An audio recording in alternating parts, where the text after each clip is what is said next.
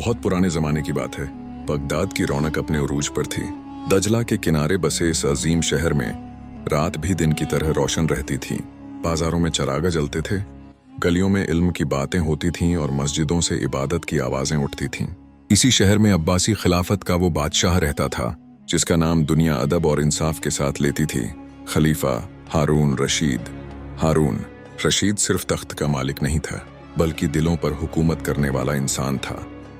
अल्लाह ने उसे दौलत भी दी थी, ताकत भी और अकदल भी, मगर इन सब के बावजूद उसका दिल अक्सर बेचैन रहता था। वह जानना चाहता था कि उसकी रियासत में रहने वाले लोग सच में सुकून में हैं या सिर्फ डर के मारे खामोश हैं। इसी बेचैनी की वजह से हारून रशीद अक्सर रात के वक्त अपना लिबास बदलकर शहर में निकल जाता। उसके साथ उसका वफादार दोस्त और वजीर जाफर बिन यहिया भी होता। दोनों आम लोगों की तरह चलते, किसी को खबर न होती कि ये कोई मामूली लोग नहीं बल्कि सारी दुनिया के सबसे ताकतवर आदमी हैं। एक रात ठंडी हवा चल रही थी, आसमान पर चांद आधा छुपा हुआ था। बगदाद की गलियों में सन्नाटा था, मगर कुछ घरों से धीमी आवाजें आ रही थीं। हारून रशीद और जाफर एक तंग गली से गुजर रहे थे कि उन्हें एक झोपड़ी से रोने की आवाज सुनाई दी। हारून रशीद रुक गया। उसने जाफर की तरफ देखा और कहा, इस घर से गम की बू आ रही है, चलो देखें क्या मामला है। दोनों झोपड़ी के पास पहुंचे। दरवाजा आधा खुला था। अंदर एक औरत बैठी थी। उसके सामने दो छोटे बच्चे थे। चूल्हे पर एक हांडी रखी थी, मगर उसमें कुछ पकने की खुशबू नहीं थी। औरत बच्चों को दिलासा दे रही थी। वह कह रही थी, सब्र करो मेरे बच्चों, अभी खाना पक जाएगा। हारून रशीद ने हैरानी से देखा। उसने धीरे से पूछा, बहन अंदर आ सकते हैं? औरत ने सिर उठाया। उसकी आंखें रोते रोते सूज चुकी थीं। उसने अनजान मेहमानों को देखा और कहा, आ जाओ, मेहमान को अल्लाह भेजता है। हारून रशीद अंदर बैठ गया। उसने चूल्हे की तरफ देखा और पूछा, क्या पका रही हो? औरत ने आह भरकर कहा, पानी और पत्थर। ये सुनते ही हारून रशीद का दिल कांप उठा। उसने कहा, पानी और पत्थर, ये कैसा खाना है? औरत की आंखों से आंसू बह निकले। उसने कहा, मेरे पास बच्चों को देने के लिए कुछ नहीं है, कई दिनों से भूखे हैं। पत्थर इसलिए डाले हैं ताकि बच्चों को लगे कि खाना पक रहा है और वो सो जाए। जाफर ने मुंह फेर लिया। हारून रशीद की आंखों में आंसू आ गए। उसने पूछा, क्या तुम्हें खलीफा हारून रशीद के बारे में पता है? औरत ने गुस्से से कहा, हाँ, वही तो जिम्मेदार है मेरी हालत का। अगर वो इंसाफ करता तो मेरे बच्चे भूखे ना सोते। ये सुनकर हारून रशीद चुप हो गया। उसने कोई सफाई नहीं दी, बस उठ खड़ा हुआ और जाफर से कहा, चलो। दोनों तेजी से महल की तरफ लौटे। हारून रशीद ने बैतुल माल खुलवाया, अपनी पीठ पर आटे की बोरी उठाई। जाफर ने कहा, ए अमीरुल मोमिनीन, मैं उठा लेता हूँ। हारून रशीद ने सख्ती से कहा, क़यामत के दिन मेरा बोझ तुम नहीं उठाओगे। वो खुद बोरी उठाकर उसी झोपड़ी में पहुंचा। औरत हैरान रह गई। हारून रशीद ने खाना पकाया, बच्चों को खिलाया और चुपचाप चला गया। वापसी पर उसकी आंखों से आंसू बह रहे थे। उसने कहा, जाफर, अगर एक भी बच्चा मेरी रियासत में भूखा सोए तो हारून रशीद खलीफा कहलाने का हकदार नहीं। सुबह की अजान के साथ ही बगदाद जाग उठा, मगर उस सुबह खलीफा हारून रशीद की आंखों में नींद नहीं थी। पूरी रात उसका दिल भारी रहा। उस औरत के आंसू, बच्चों की भूखी आंखें और चूल्हे में उबलता पानी उसके जहन से निकल ही नहीं रहा था। नमाज के बाद वह देर तक सजदे में बैठा रहा। जब सिर उठाया तो उसकी दाढ़ी आंसुओं से भीगी हुई थी। उसने दिल ही दिल में दुआ कि, ऐ अल्लाह, अगर मेरी वजह से किसी पर जुल्म हुआ है तो मुझे माफ ना करना जब तक मैं उसका हक अदा न कर दूं। दरबार सज चुका था। वजीर, काजी, अमीर और इल्म वाले सब मौजूद थे, मगर आज हारून रशीद का चेहरा आम दिनों से अलग था। उसकी आवाज में सख्ती नहीं बल्कि दर्द था। उसने दरबारियों की तरफ देखा और कहा, आज मैं तुम सबसे एक सवाल पूछता हूँ।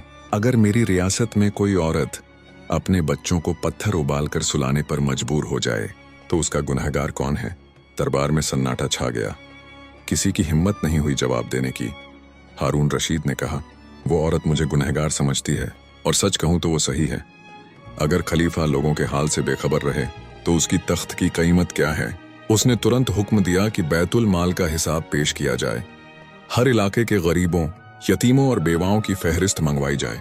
हर गली और मोहल्ले में ऐसे लोग तैनात किए जाए जो खामोशी से लोगों की हालत देखें और रिपोर्ट करें।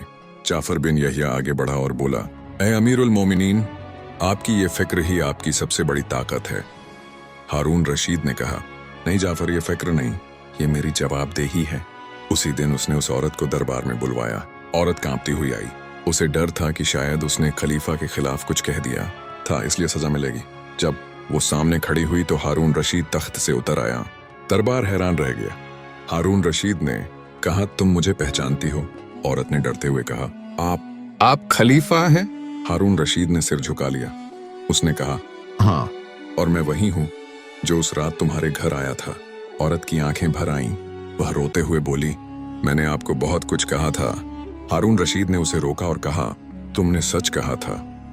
आज से तुम्हारे बच्चों की जिम्मेदारी मेरी है, और सिर्फ तुम्हारी नहीं बल्कि मेरी रियासत के हर भूखे बच्चे की। उसने हुक्म दिया कि इस औरत के लिए घर, राशन और वजीफा मुकर्रर किया जाए, बच्चों की तालीम का इंतजाम किया जाए। दरबार में मौजूद हर शख्स की आंखें नम थीं। काजी ने कहा, ए अमीरुल मोमिनीन, आज आपने साबित कर दिया कि इंसाफ सिर्फ कानून से नहीं, एहसास से होता है। हारून रशीद ने जवाब दिया, अगर मेरे महल में रोशनी हो और मेरी गलियों में अंधेरा, तो ऐसी रोशनी लानत है। उस दिन के बाद हारून रशीद की रातों की गश्त और बढ़ गई, मगर अब वो सिर्फ देखने नहीं बल्कि बदलने के इरादे से निकलता था।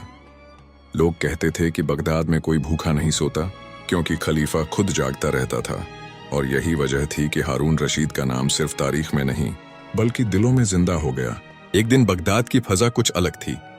दरबार में आम दिनों की तरह चहल पहल थी, मगर आज एक अजीब सी बेचैनी महसूस हो रही थी। वजह थी एक ऐसा मुकदमा जो सीधे इंसाफ की रगों को हिला देने वाला था। एक बूढ़ा यहूदी आदमी दरबार में पेश किया गया। उसके कपड़े पुराने थे, चेहरा झुर्रियों से भरा हुआ और आंखों में थकान थी। उसके सामने एक जवान मुसलमान खड़ा था, जिसके कपड़े अच्छे थे और चेहरा आत्मविश्वास से भरा हुआ। काजी ने मुकदमा पढ़कर सुनाया। मामला यह था कि जवान आदमी ने बूढ़े से एक कीमती जमीन ले ली थी और अब इनकार कर रहा था कि उसने कभी कोई सौदा किया ही नहीं। बूढ़ा यहूदी कह रहा था कि जमीन उसकी है और उस पर जुल्म हुआ है। हारून रशीद खामोशी से सब सुन रहा था। उसने बूढ़े से पूछा, क्या तुम्हारे पास कोई गवाह है? बूढ़े ने सिर झुका लिया। उसकी आवाज कांप रही थी। उसने कहा, ए अमीरुल मोमिनीन, मेरे पास कोई गवाह नहीं है। मैंने उस आदमी पर भरोसा किया था। दरबार में कुछ लोग मुस्कुरा दिए। कानून के मुताबिक बिना गवाह के दावा कमजोर माना जाता था। फिर हारून रशीद ने जवान से पूछा, तुम क्या कहते हो? जवान ने पूरे यकीन से कहा, यह आदमी झूठ बोल रहा है, जमीन मेरी है। हारून रशीद ने काजी की तरफ देखा। काजी ने कहा, शरीयत के मुताबिक अगर दावेदार के पास गवाह न हो और दूसरा इनकार कर दे तो मामला उसके हक में जाता है जो इनकार कर रहा हो। दरबार में सन्नाटा छा गया। हर कोई देख रहा था कि खलीफा क्या फैसला देता है। हारून रशीद कुछ देर चुप रहा। फिर उसने जवान से कहा, अगर तुम सच्चे हो तो अल्लाह की कसम खाओ। जवान ने बिना झिझक कसम खा ली। अब हर कोई समझ रहा था कि फैसला जवान के हक में जाएगा, मगर तभी हारून रशीद ने ऐसा किया जिसकी किसी को उम्मीद नहीं थी। उसने बूढ़े यहूदी से कहा, तुम आजाद हो, तुम पर कोई इल्जाम नहीं। फिर उसने जवान की तरफ देखा और कहा, और तुम जेल जाओगे। दरबार में हंगामा मच गया। काजी घबरा गया। उसने कहा, है अमीरुल मोमिनीन, ये शरीयत के खिलाफ कैसे हो सकता है? हारून रशीद ने शांत आवाज में कहा, मैंने शरीयत नहीं तोड़ी, मैंने इंसाफ किया है। उसने जवान से पूछा, क्या तुम्हें याद है कि जिस जमीन की बात हो रही है उस पर कभी एक बूढ़ा आदमी बैठकर दुआ किया करता था? जवान का चेहरा सफेद पड़ गया। हारून रशीद ने कहा, तुम्हारी आंखों ने तुम्हें धोखा दिया, मगर अल्लाह से कुछ छुपा नहीं।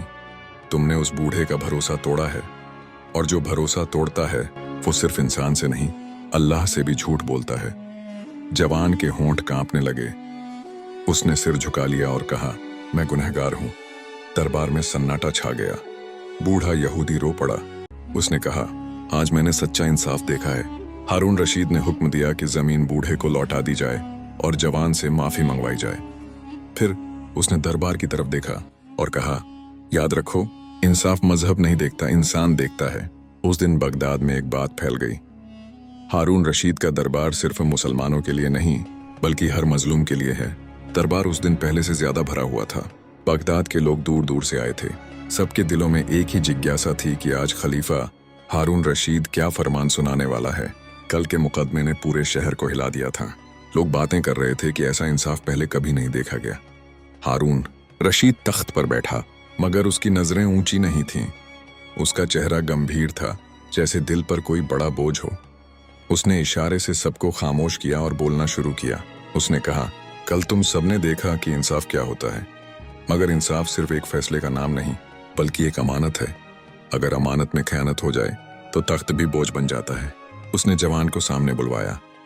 जवान अब पहले जैसा घमंडी नहीं था, उसकी आंखों में शर्म और डर था। हारून रशीद ने कहा, क्या तुम जानते हो कि तुम्हारा सबसे बड़ा गुनाह क्या था? जवान ने सिर झुकाकर कहा, मैंने एक कमजोर इंसान के भरोसे को तोड़ा। हारून रशीद ने कहा, नहीं, तुमने इंसाफ को हल्का समझा, और जो इंसाफ को हल्का समझे वो अल्लाह के कहर से नहीं बच सकता। उसने फिर बूढ़े यहूदी को बुलवाया। बूढ़ा कांपते कदमों से आगे बढ़ा। हारून रशीद ने उसके सामने खड़े होकर कहा, तुम इस रियासत के मेहमान नहीं बल्कि बराबरी के हकदार हो। बूढ़े की आंखों से आंसू बह निकले।